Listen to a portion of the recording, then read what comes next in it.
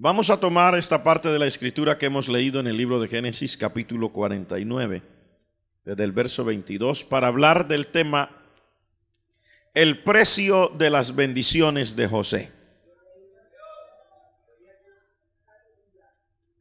En esta parte de la escritura queremos mirar no solamente para saber acerca de lo que sucedió con José, sino también mirar acerca de nosotros mismos, lo que el Señor anhela y quiere de nuestras vidas.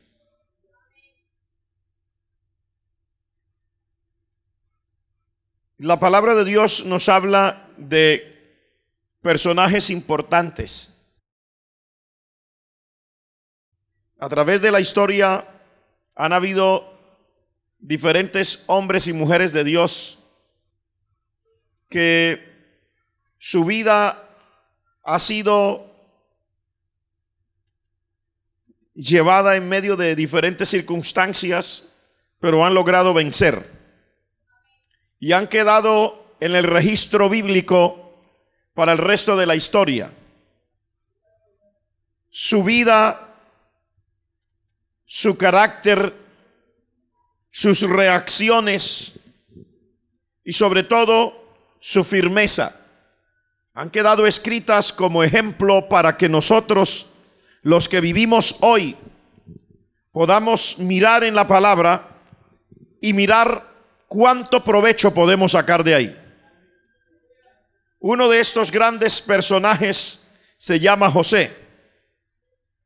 La historia de José es una historia de alguna manera romántica, para algunos melancólica, pero su padre Jacob, al momento de morir, resume toda la historia de José. Resume el día que él, como patriarca, vio que ya el Señor le estaba llamando a ir a su presencia y entonces decidió hacer por el Espíritu Santo lo que hacían todos los patriarcas, que era declarar una voz profética sobre sus hijos. Ellos, como hombres de Dios, declaraban la voz para el futuro de sus hijos.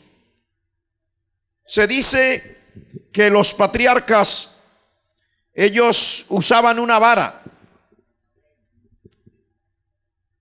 Jacob lo dice, el día que él viene huyendo de su suegro, y hacía 20 años había cruzado por el mismo Jordán, cuando iba primero huyendo de su hermano, porque la vida de Jacob se llevó a cabo entre huidas y huidas hasta que el Señor lo asentó en el lugar que era. Porque déjeme decirle que mientras uno no ha sido puesto en el lugar de Dios, la vida se le va en correr y correr. Correr sin sentido, correr huyendo y tratando de arreglar los problemas por uno mismo. Y qué difícil es esperar a que el Señor nos ayude a arreglar nuestra situación.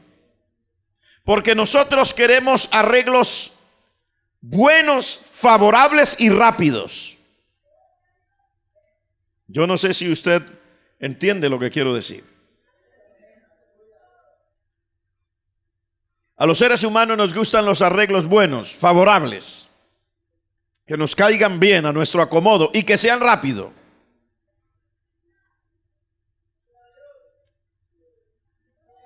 Y así le pasó a Jacob.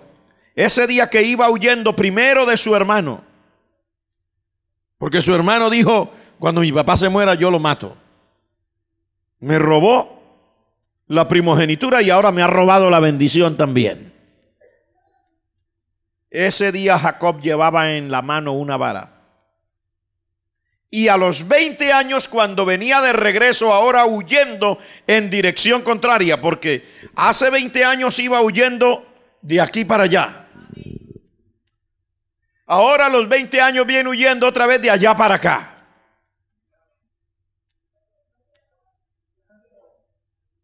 Porque en su primera huida iba huyendo lejos de donde Dios le había dicho que era la tierra que le pertenecía a él, porque primero se la había dado a Abraham. Y ahora de regreso viene huyendo de una tierra extranjera para volver a otra tierra que, aunque era extranjera, era la herencia que Dios había determinado para toda la descendencia de Abraham. Y entonces él dice ese día: Dios mío, soy menor que todas las misericordias que tú has usado para con tu siervo, porque con mi cayado pasé este Jordán, y ahora heme aquí sobre 2 campamentos. Eso fue al cabo de 20 años. Él reconoce que él llevaba una vara en su mano. Dice la historia que los patriarcas recibían esa vara. Ustedes saben que Moisés usaba una vara, que Aarón como sacerdote tenía también una vara. Y mientras se iban sucediendo las generaciones, dicen que el que quedaba a cargo como cabeza de familia, y cuando yo hablo cabeza de familia, tengo que hacer la aclaración que para ellos en su tiempo y en su medio, una familia tendría que ser aclarado que era una familia grande. Se componía del patriarca y luego de sus hijos y probablemente de sus nietos y algunos hasta los bisnietos. Todos vivían cerca en una hacienda, y aunque no vivían en la misma tienda, era una familia que estaban muy unida como un clan. Entonces, cuando moría el patriarca, el padre de todos, el mayor quedaba a cargo de la situación. Y dicen que recibía la vara que había estado en poder del patriarca mayor. Les digo todo esto para relatarle la historia de José que está descrita aquí. Porque se sabe que José es un hombre importante. La historia secular relata la historia de José. Han filmado películas acerca de la vida de José.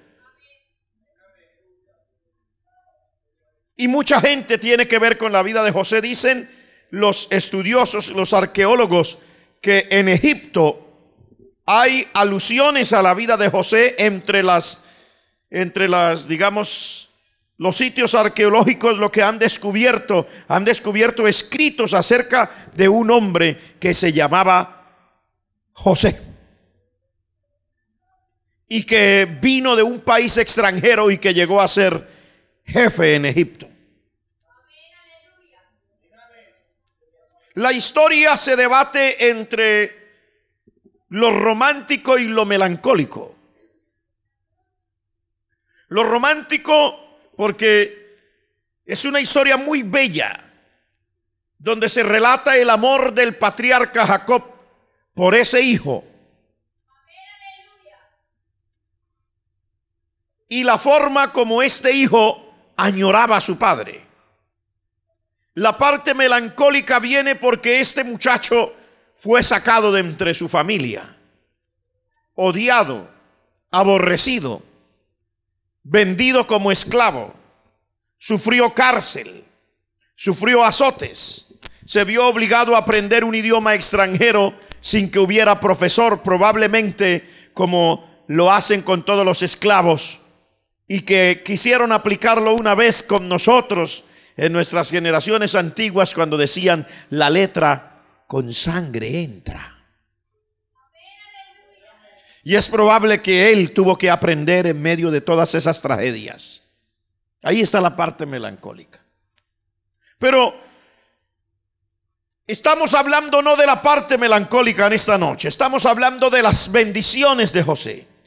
Pero queremos estudiar también el precio de las bendiciones de José.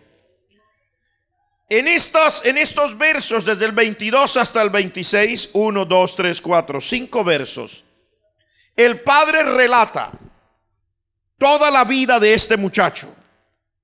Y cuando comienza, no comienza hablando de sus problemas, comienza hablando de su presente.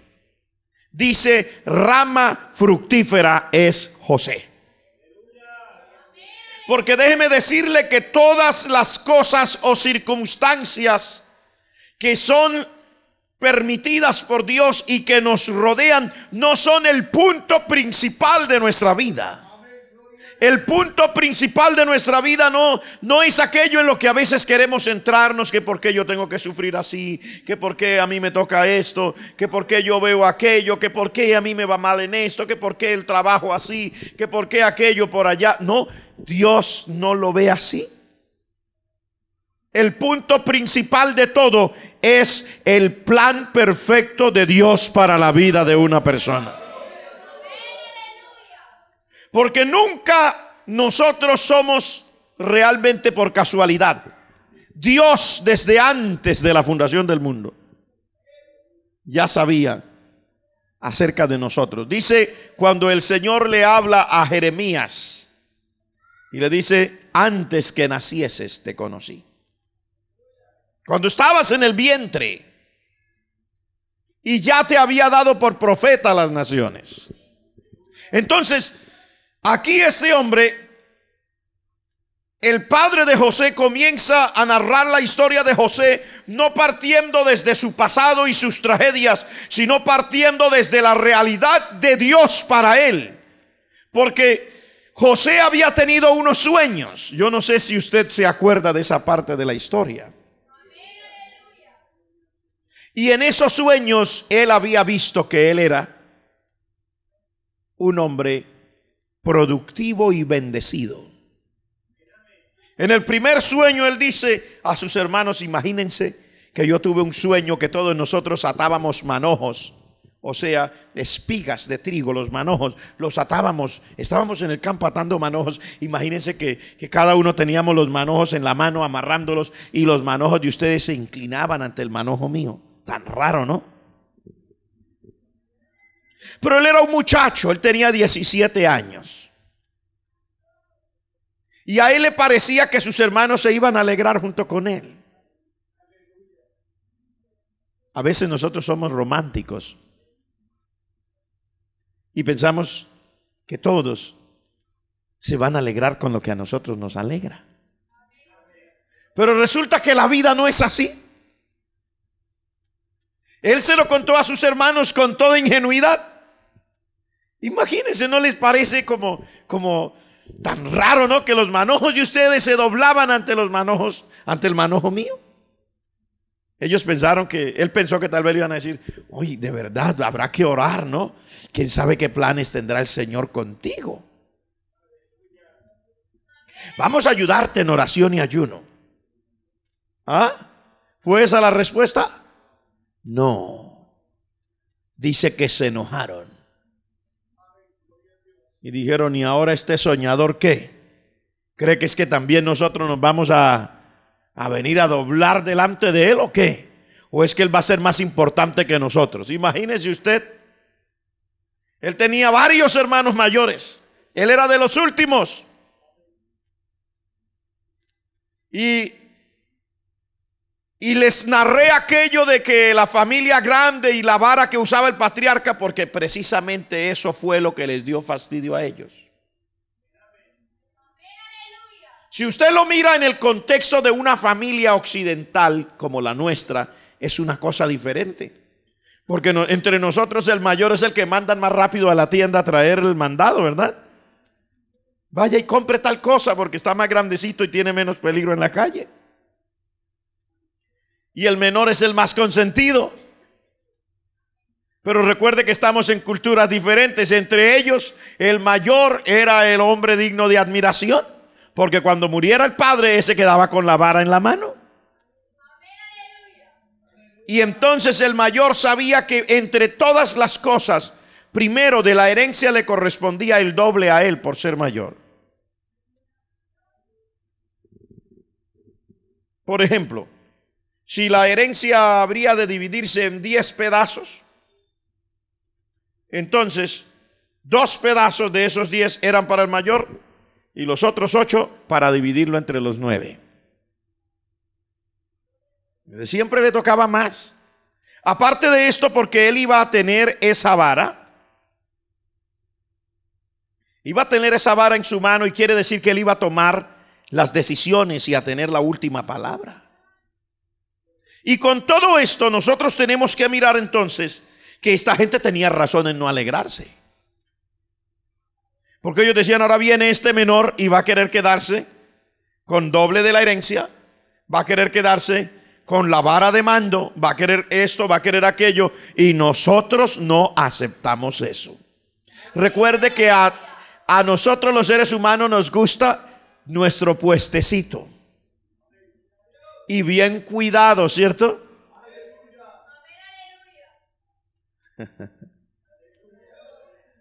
¿Por qué llora tanto un empleado cuando lo botan del trabajo?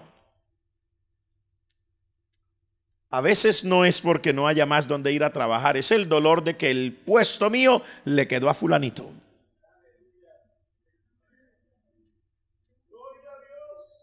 Bendito sea el nombre del Señor. Siempre está en el ser humano esto. Y ahora, este hombre dice, rama fructífera es José. No comienza hablando de sus problemas. Comienza diciendo la realidad de Dios para este muchacho, que ahora ya no es un jovencito. Ahora ya es un hombre, el segundo en Egipto, con una vasta experiencia tras sus espaldas. Y comienza diciendo, él es rama fructífera junto a una fuente cuyos vástagos se extienden sobre el muro. Y yo quiero decirle, mis estimados hermanos, que hay planes de Dios para la vida de cada persona y que nosotros no debemos menospreciar lo que Dios haya determinado para nosotros, sino que debemos aceptar de manera tranquila que Dios de antemano ha diseñado algo para nosotros, que probablemente la gente no lo vea así. Y incluso le daría una recomendación. No diga tanto todo lo que Dios le haya dicho acerca de usted. Probablemente no porque sea mentiras, es probable que sea verdad. Pero le aseguro que toda la gente no va a querer que usted sea lo que Dios quiere que usted sea. ¿Ah? ¿Qué tal que Dios le diga a mi amigo aquí: he aquí que te voy a hacer un gran predicador, más grande que ese pastor que está ahí ya viejo, gordo y canoso? Y entonces él alegremente venga y me diga: ay, pastor, Dios me ha hablado. ¿Cómo así, hijo? Sí, cuéntame. Pero cuando comience a decir: Dios me dijo que yo iba a ser un predicador mejor que usted porque ya usted está gordo, canoso y viejo. Y la reacción natural sería la de aquel pastor, de aquel gran evangelista que se llamó Dwight L. Moody, que dice la historia de la biografía de este hombre, que no sabía predicar, era un muchacho en la iglesia y tenía como 20 años y le costaba trabajo, pero él sentía una gran carga por predicar, porque la gente conociera el evangelio de salvación. Y como él no sabía predicar, esperaba ansiosamente el domingo y se venía a la escuela dominical y traía cuaderno y lápiz y apuntaba todo el bosquejo de la predicación del pastor, porque su pastor era un gran predicador. Y luego que terminaba de predicar el pastor, ya se iba de la escuela dominical y cada uno a su casa. Dwight L. Moody se iba con su libretica para la orilla del mar, donde habían muchos marineros y gente que iba por allí a andar. Entonces sacaba su libreta y comenzaba a hablar y decía: señoras y señores, en esta tarde vengan a escuchar el poderoso mensaje de la palabra de Dios. Y luego predicaba el mismo mensaje del pastor, pero lo predicaba ahora en la calle, al aire libre. Y así dice Dios en su palabra y en tal verso de la escritura. Oiga, y la gente comenzó a convertirse y cada domingo Moody se iba para allá, para su sitio, después de haberle copiado el mensaje a su pastor. Y se había ganado una cantidad bonita de almas y estaba tan feliz que no pudo soportar más su felicidad. Y vino un día y le dijo al pastor: pastor, antes de irme a donde tengo que ir, quiero contarle las grandes bendiciones que el Señor está dando. Sí, hijo mío, cuéntame. Pastor, el Señor me está dando almas, la gente se convierte. La gente viene a Cristo, pastor. Yo, ay, qué bueno, hijo mío. Y cuéntame, yo no sabía que tú predicabas. Dice, bueno, en realidad yo no sé predicar, pastor. Y entonces, ¿cómo se va a convertir la gente? Dice, pues, pastor, yo vengo cada domingo con cuaderno y lápiz. Y mientras usted predica, yo copio su mensaje. Y como yo no sé predicar, pues por la tarde, después que la gente se va a descansar, yo me voy allá y predico su mensaje, pastor. Y qué dicha, la gente se está convirtiendo. Y él pensó que el pastor se iba a alegrar. Pero el pastor no se alegró. El pastor le dijo: ¿y tú estás predicando mis mensajes? Sí, pastor. ¿Sin mi permiso? Sí, pastor. ¿Y quién te dio permiso de predicar mis mensajes? Cuando yo paso toda una semana orando y estudiando para poder encontrar ese mensaje, y luego tú así tranquilamente vas y te paras y predicas mis mensajes sin pedirme permiso a mí. Entonces él se fue y esa tarde no se fue a predicar el mensaje del pastor porque se sintió mal. Y se fue, pero no fue capaz de predicar. Y entonces se fue a su casa triste. Y le dijo: Señor, tienes que ayudarme. Esa gente quiere oír un mensaje y mi pastor no quiere que yo predique sus mensajes. Vas a tener que darme a mí también un mensaje. Qué dicha, gloria al nombre del Señor. Se volvió el evangelista más famoso de su tiempo, Dwight L. Moody. Hasta el día de hoy queda la Fundación Moody en la ciudad de Chicago. Es un edificio inmenso. Y hermanos que han ido hasta allá me dicen que todavía está el mismo púlpito de madera que él usaba, porque aparte de ser evangelista también era pastor.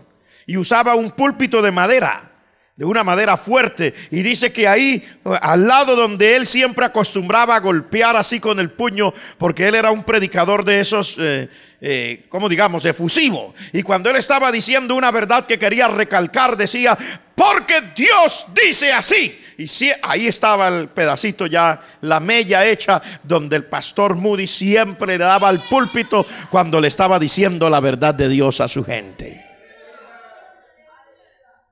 Así que no le aconsejo que le diga todas las verdades de lo que Dios quiere hacer con usted a toda la gente, porque es probable que no todo el mundo va a querer.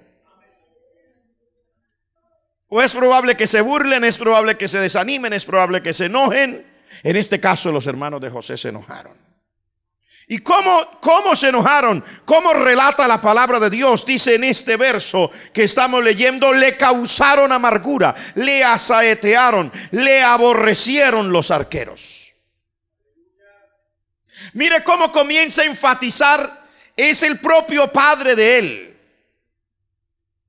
Y él ahora podía decir esto, ¿sabe por qué? Porque el padre de él estuvo engañado por aproximadamente unos 23 años. Un día los hermanos de José llegaron a la casa con la túnica de José rasgada y llena de sangre. Y le dijeron al anciano: nuestro hermano fue devorado por alguna mala fiera. Mira cómo quedaron sus ropas. Mira, esto fue lo único que encontramos. Y dice que él estuvo llorando por su hijo y no quiso ser consolado. Y él dijo: déjenme así, que yo bajaré enlutado al sepulcro por mi hijo, porque él quería a su hijo. Y él estuvo 23 años con la angustia de no haber podido enterrar a su hijo. Dicen que es muy doloroso, dicen.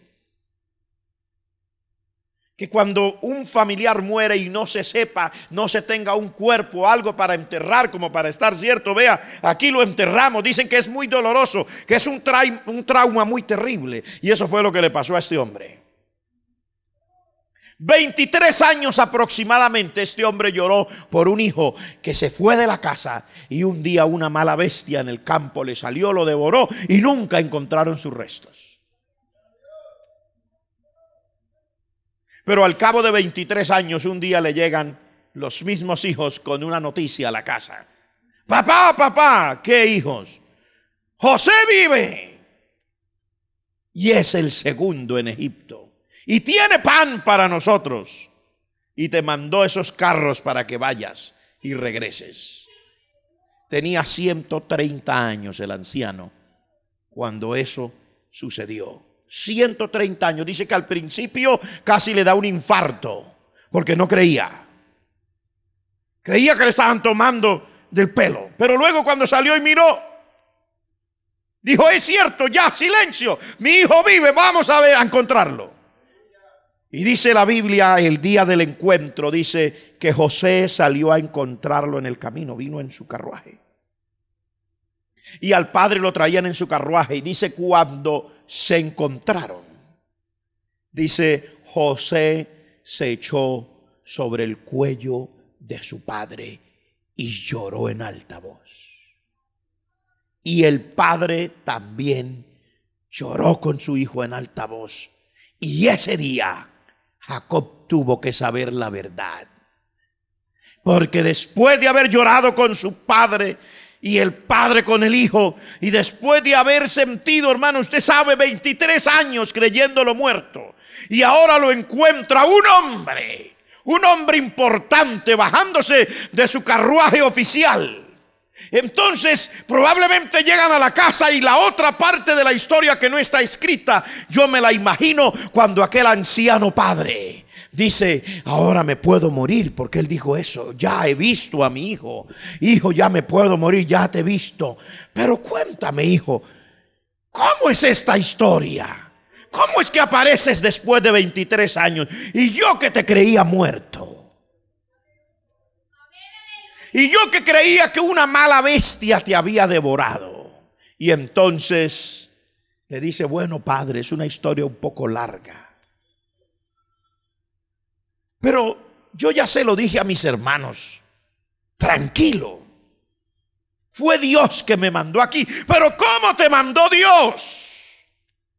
Bueno, padre, es que un día yo fui a visitar a mis hermanos cuando tú me mandaste para ver cómo estaban. Y ellos, cuando me vieron a lo lejos, hicieron un plan, porque dijeron que yo era un soñador. Porque hasta un día, ¿te acuerdas que me soñé que no solamente los manojos de ellos se inclinaban hacia mí, sino que también había visto el sol y la luna y 11 estrellas que se inclinaban hacia mí? Sí, hijo, yo me acuerdo que ese día no me gustó el sueño. Pues padre, mis hermanos estaban llenos de resentimiento. Y ese día, cuando llegué donde ellos para saludarlos, me tomaron preso, me quitaron la túnica, me echaron en un pozo donde ya no había agua. Pensaban dejarme morir ahí, pero de pronto venían unos ismaelitas, traficantes de esclavos, y ellos se alegraron y me sacaron de allá. Ay, padre, yo me acuerdo de aquel día. La angustia. ¿Te acuerdas que solo tenía 17 años? Y yo me imagino las lágrimas del uno y el otro. Sí, hijo, yo recuerdo. Padre, pues yo le rogué. El único que me trató de defender fue Rubén, pero no le pusieron atención. Me vendieron y me llevaron desnudo. Me vendieron a la casa de un oficial de Faraón. Me tocó aprender el idioma de acá. Y le relata toda la historia y le dice: padre, hasta la cárcel fui a dar. Hijo, ¿cómo es posible? Sí, padre, a la cárcel fui a dar. ¿Y por qué, hijo?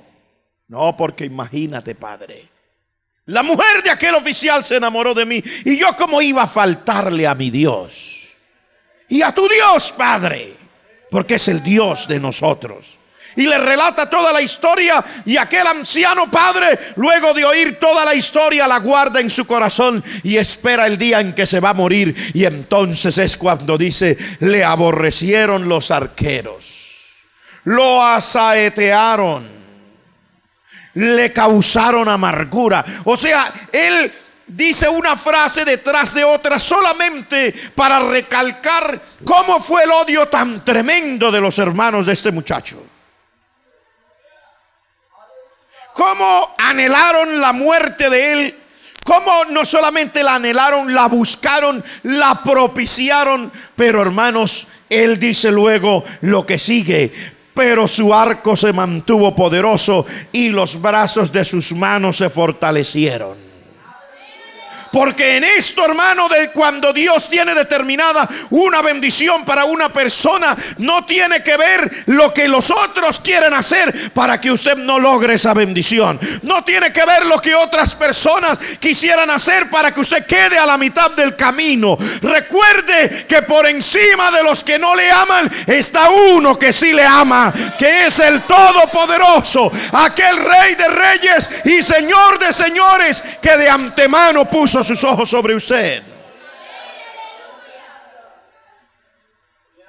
¿Cuántas palabras de menosprecio recibirá cualquiera de nosotros en la vida? Yo no lo sé. Usted sabe las que usted haya recibido. Alguno que quiera ser cantante le habrán dicho: con tu voz te podemos poner a anunciar el periódico en la ciudad. A otro le habrán dicho, como me dijo mi profesor de música: vete a la avenida central de la ciudad y cómprate una caja de bocadillos. Yo nunca me olvido de esa historia. Y yo le dije: sí, profesor. Y me dijo: ¿te comes todos los bocadillos? ¿Se acuerdan cuando los bocadillos venían en unas cajitas de madera? ¿Te comes los bocadillos? Sí, profesor.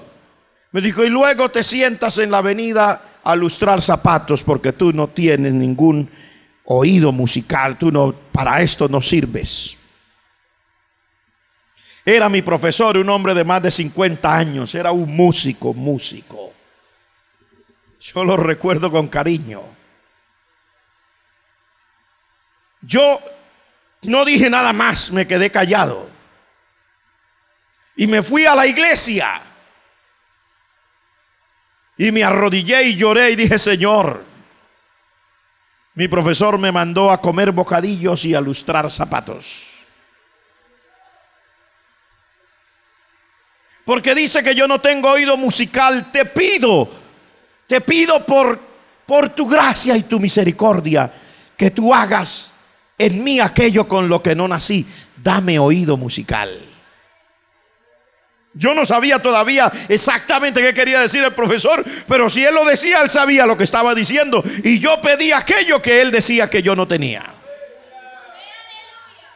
Pero es probable que a usted le hayan dicho cosas así.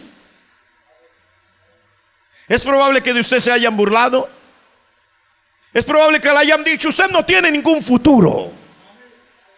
Pasarán los años de la vida y nunca será nadie. Eso le dijeron a José: hijo, tú eres solamente un soñador y nosotros somos tus hermanos mayores, y ni te vayas a creer que tus sueños se van a cumplir. Así que ya usted sabe, lo asaetearon, lo aborrecieron y le causaron amargura.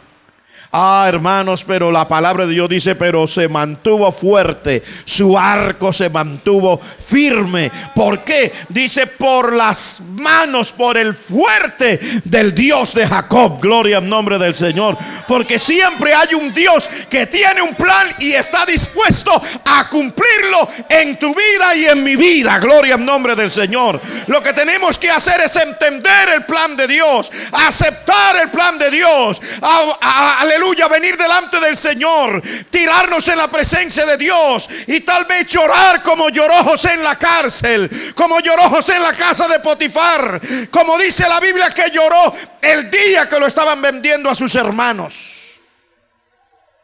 Porque la Biblia dice que José lloró, y el día que los hermanos se enfrentaron a José, que todavía no sabían, dice que ellos se acordaron en medio de su tragedia y decían: ay, esto es por culpa de nuestro hermano, porque él nos rogaba. O sea, ese día lloró y les rogaba: no, hermanos míos, no hagan eso, no me vendan, por favor, mi papá, ay, Dios mío, no me vendan. Pero nadie lo oyó.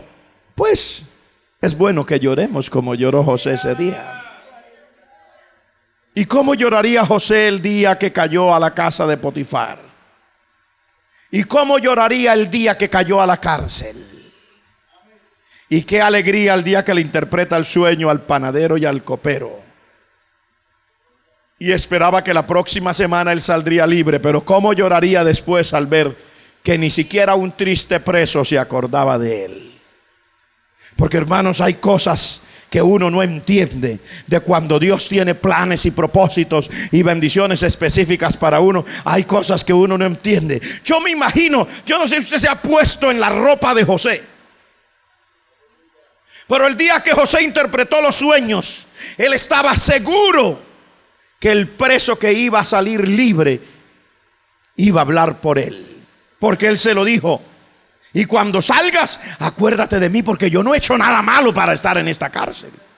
Yo fui robado de entre mi familia, me vendieron, pero yo te estoy diciendo el sueño y va a ser así, así, así, y acuérdate de mí. Pero, hermanos, pasó la semana y pasaron 15 días, y yo me imagino a aquel José llorando. Ni los presos se acordaban de él. ¿Le ha pasado a usted eso? Que a veces el más insignificante en la vida lo tienen poco. Que cualquiera se siente con garbos para pararse sobre su nuca. Ay, que cómo duele en esta vida, ¿no? Las cosas que a veces uno no quiere que le pasen. Gloria al nombre del Señor. Pero, hermanos, yo quiero decirle, cuando Dios tiene un plan, ese plan no se corta. Dios lo lleva a cabo. Gloria al nombre del Señor.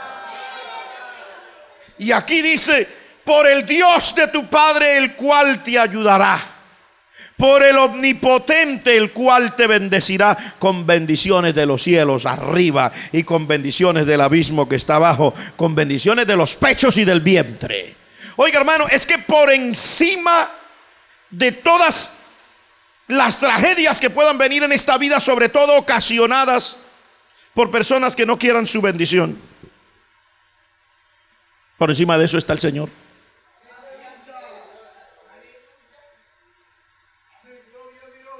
¿Sabe cuánto le tocó esperar a José?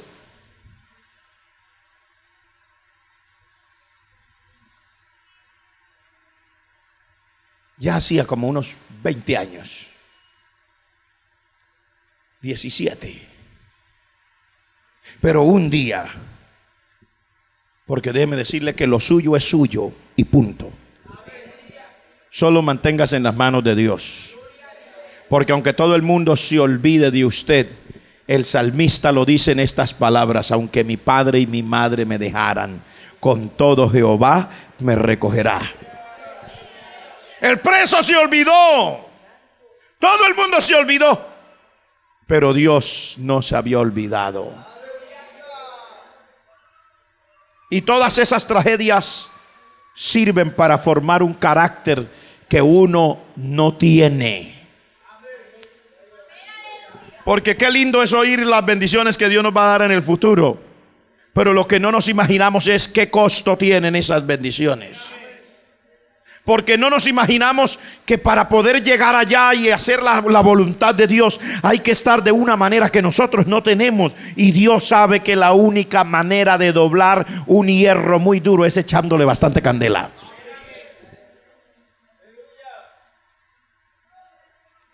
Los metales, cuando son duros de doblar, hermanos, se les echa candela hasta que estén al rojo vivo, y entre más duro, más candela. Pero cuando ya se le ha echado toda la candela, que es como se dobla de fácil, y después que ya se dobla, se mete al agua, tiembla, y ahí queda con la forma que es. Dios tiene un plan para su vida y para mi vida. Aceptemos que todo esto tiene un precio que nosotros no nos habíamos imaginado. Cuando vaya por la vida, tal vez un día usted no esté aquí. Y no me refiero a que no sea miembro de la iglesia, es probable que sí, pero no esté aquí. Tal vez un día usted esté en el trabajo, o esté no sé dónde, en qué parte, tratando de hacer algo, y no estará el pastor, no estará la iglesia, ni será una predicación, será su experiencia. Y ese día tal vez usted se sienta solo y diga: ni papá, ni mamá, ni hermanos, ni amigos, y hasta los presos se olvidan de mí.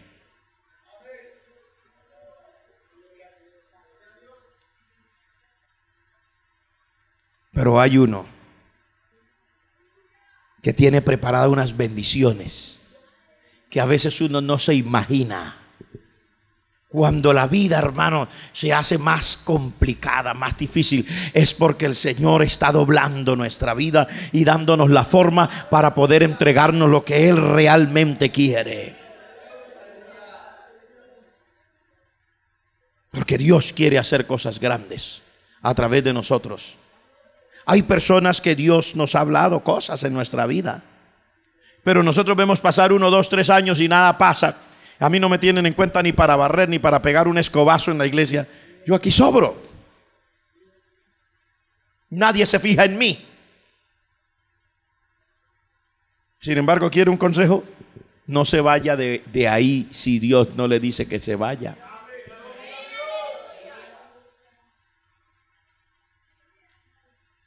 ¿Sabe por qué? Porque hasta en eso está la mano del Señor. No, hermano, ¿cómo va a estar la mano de Dios? Hasta en eso está la mano de Dios. Usted sabe, como dice la gente, estoy que me trabajo. ¿Qué hago? Y no me dejan hacer.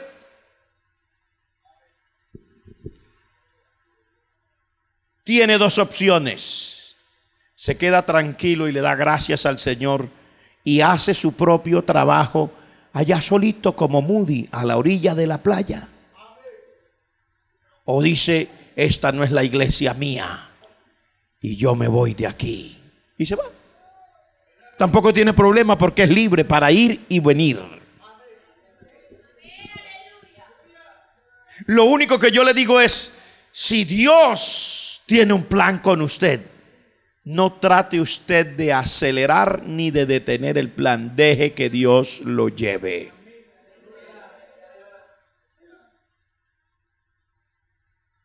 Aleluya. Ay, no sé por qué quiero decir esto, pero lo quiero decir. Y lo voy a decir. Hay personas que están sufriendo aquí. Ni siquiera sé quién es, pero lo quiero decir. Esta mañana estaba orando en mi cuarto.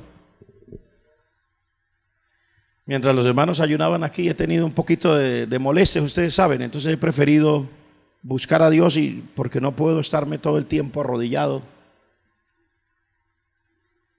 Y estaba orando y estudiando. Y quiero decir esto que voy a decir. Hay gente aquí que está sufriendo aquí. Y está que se revienta aquí. Y no haya que hacer aquí.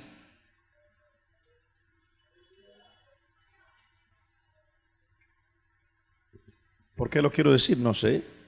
Quiero decirlo. Usted tiene dos opciones. Puede correr como Jacob para ir a la tierra de Harán, huyendo, y de pronto puede regresar en 20 años y será bienvenido.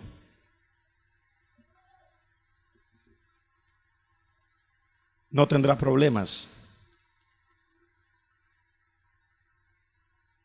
Pero yo quiero decirle, ¿por qué mejor no va a su cuarto? y se postra ante el Creador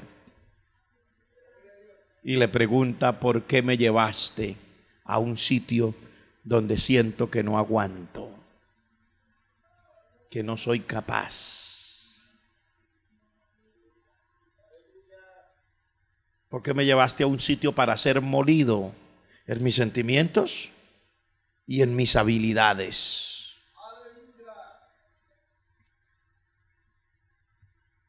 ¿Por qué me llevaste a un lugar donde todo no es fácil para mí?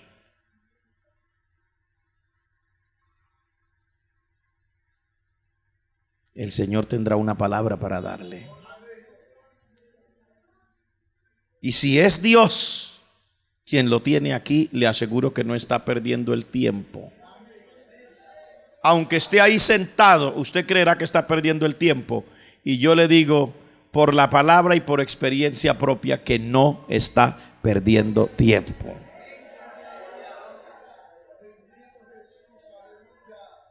Si es Dios que lo trajo y se siente así, no está perdiendo tiempo. La prueba está en que se siente así.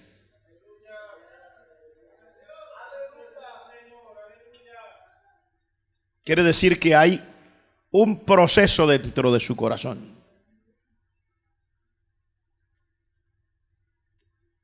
Siente desespero, siente angustia, siente que algo se va a ahogar, se va a morir. Quiere decir que algo está pasando dentro de usted. Y dígale al Señor: gracias.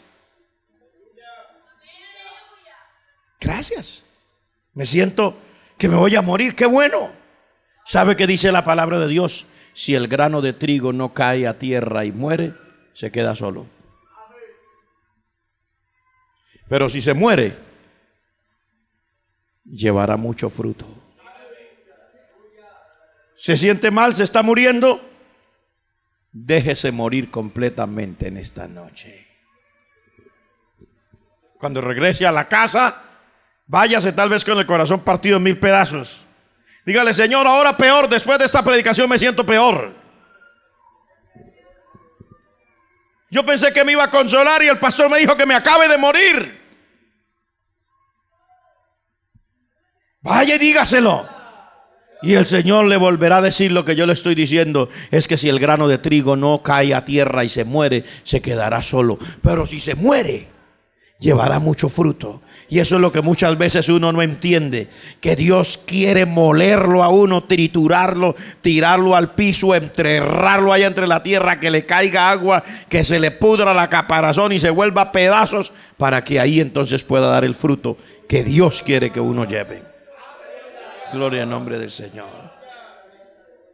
El precio de las bendiciones de Jacob será muchas veces el precio que usted y yo también tendremos que pagar por las bendiciones que Dios también tiene ya presupuestadas para nosotros.